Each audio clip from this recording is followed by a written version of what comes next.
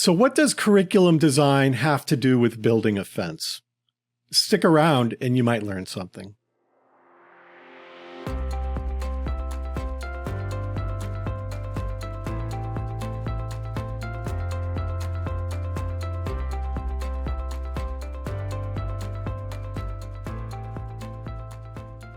Hello and welcome back. My name is Dr. Ron Fussell, and I am a professor of education at Creighton University in Omaha, Nebraska. And this is part 5 of my multi-part series on curriculum instruction and assessment for school leaders. And I want to start this segment by just sharing that, like many of you, I have certain individuals who are influential in my growth and development as a school leader and a curriculum leader, and one of those individuals was my grandfather. And here's a picture of him now, Roscoe Fussell. Before there was Top Gun Maverick, there was guys like my grandfather. He was a fighter pilot and an ace in World War II. And when he was done with his service overseas, he came back home and built houses. And here's a picture of one house that he built. And that happens to be the house that I grew up in for my entire childhood, pretty much, back in New Hampshire, when I was in New Hampshire. And I remember that when he was around, and then when I heard recordings of conversations between him and my father over the years, the mantra that my grandfather always preached was square, plumb, and level. And I heard this so many times around the house and elsewhere. And this, I think, is really a affirmation that when we're building something, we need to start with a solid foundation that is correct and that will serve to support everything that's built on top of it. If we build a house, or if we build anything that's not square, plumb, and level to start with, everything else after that first step is wonky. You know, and if you've ever done any renovations to your own home, you know this, that, you know, if walls aren't square or corners aren't square, or there are issues with that, then it's very hard to get anything really meaningful done. So as it is in building homes and anything in a home or related to a home, so too is it with curriculum design. We want to start with something that is square, plumb, and level, something that's solid, something that we can build upon in a thoughtful and intentional way for the good of the students and to advance the goals and objectives of the curriculum as a whole. And so when we carry this idea of square, plumb, and level and having a solid foundation to the idea of instructional leadership and curriculum planning, it doesn't take long for us to look at standards and understand that it's easy to become overwhelmed. And on the screen right now is just a screenshot of standard number or standard domain number 11. They call it Connect number 11 for the current music education standards. Now they're working on a new draft of that at the time that I'm recording this video. So this is the previous draft from 2014. But when you look at it, you know, there's a lot there to unpack, and just knowing where to start can really seem like an arduous task.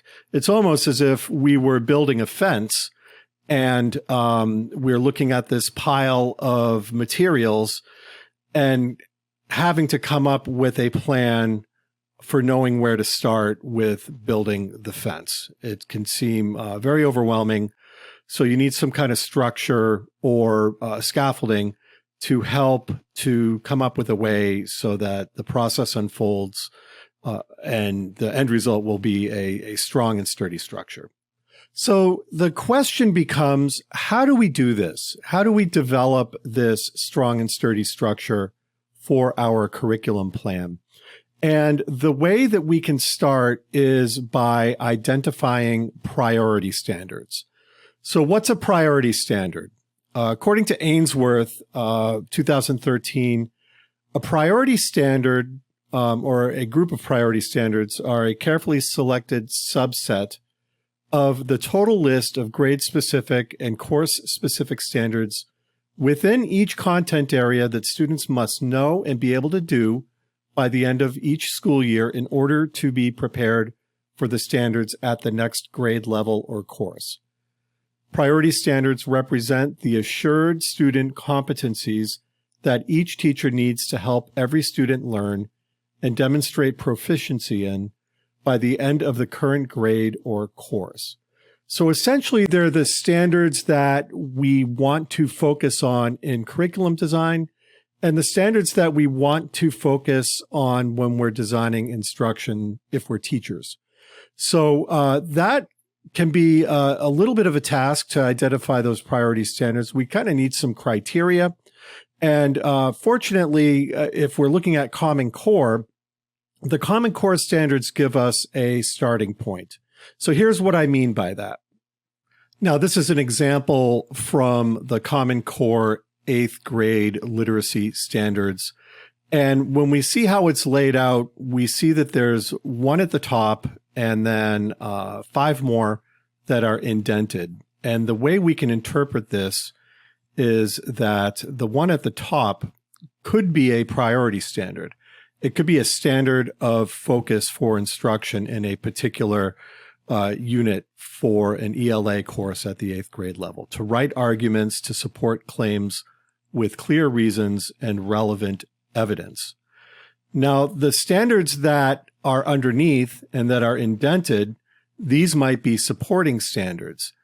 And I'm not going to read them all in their entirety, but just to summarize, we see things like introduce claims, support claims, use words, phrases, or clauses to create cohesion and clarify relationships, establish and maintain a formal style, and provide a concluding statement or section. So these are all important things, but if we focus too much on one of those indented supporting standards at the expense of the others, we're not really going to get to that priority standard of writing arguments to support claims with clear reasons and relevant evidence. So if we reorder things and we focus a unit of instruction on that top standard, while we're addressing the top standard, we're going to touch on the other standards. And that way, we will cover them all with the focus being on the one that is most important.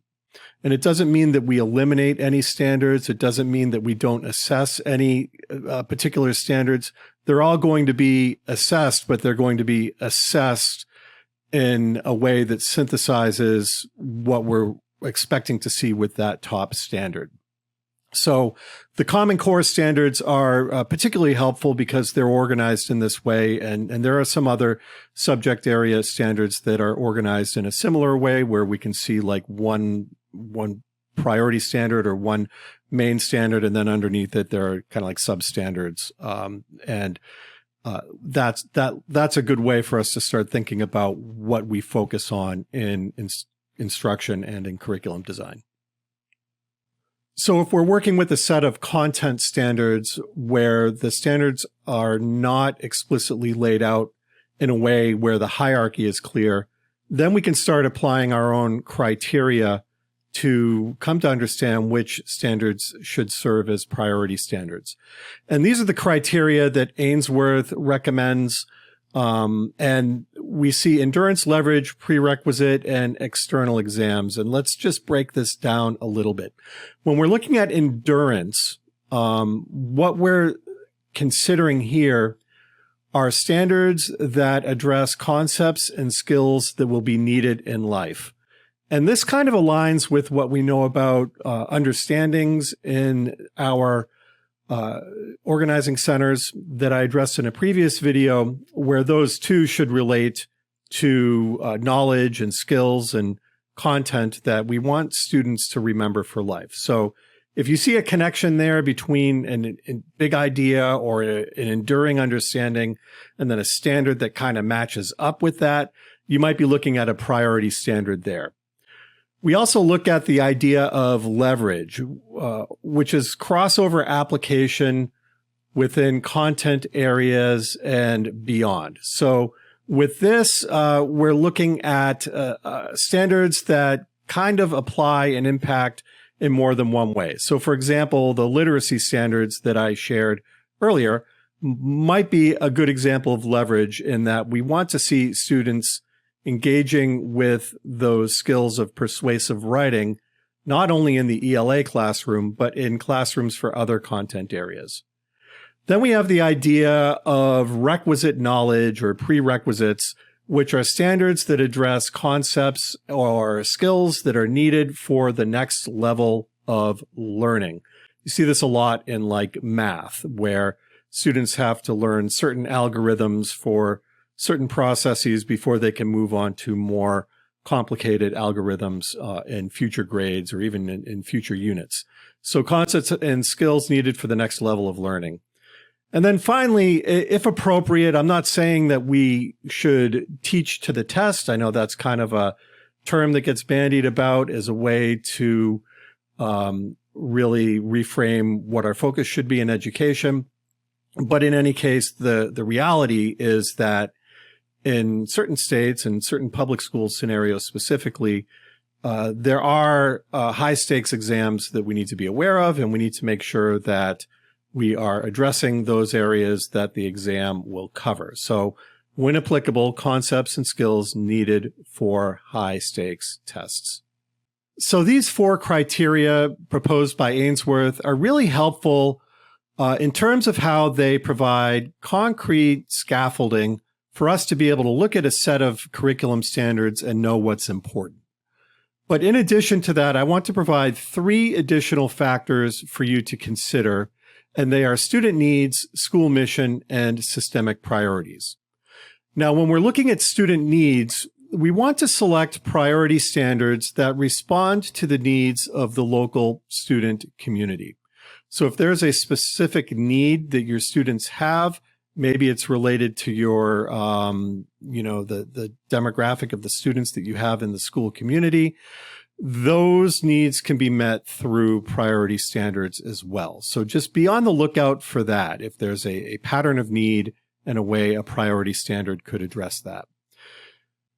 Additionally, we want to prioritize standards that will advance school mission and values. So if you're in a Catholic school, this is especially important because there's a whole other overarching mission of the Catholic Church in terms of how schools respond to that and advance that. So school mission, prioritizing standards that advance mission and values. So for example, if you're in a school that prioritizes leadership in its mission and values, providing students with opportunities to become leaders among their peers and elsewhere, and you see a curriculum standard in a content area that has to do with leadership, then that might be a priority standard for you and for your school.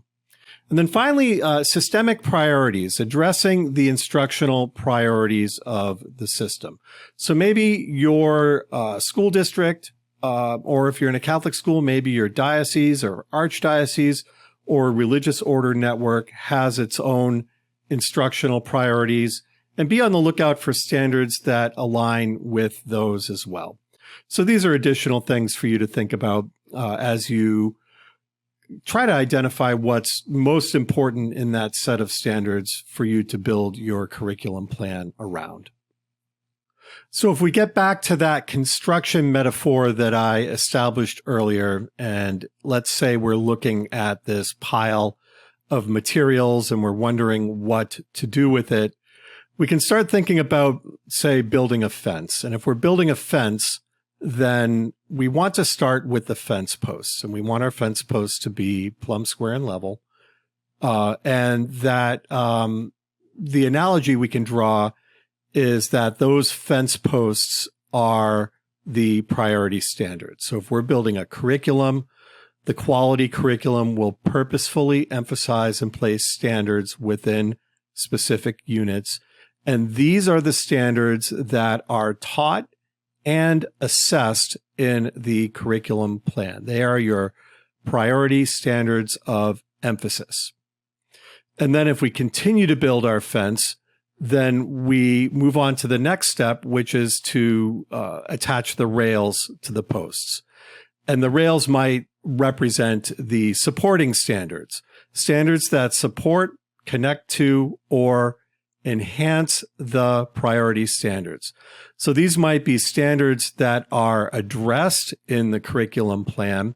Maybe they're touched upon by teachers in some way, but the assessment of the standard really comes under the context of the priority standard.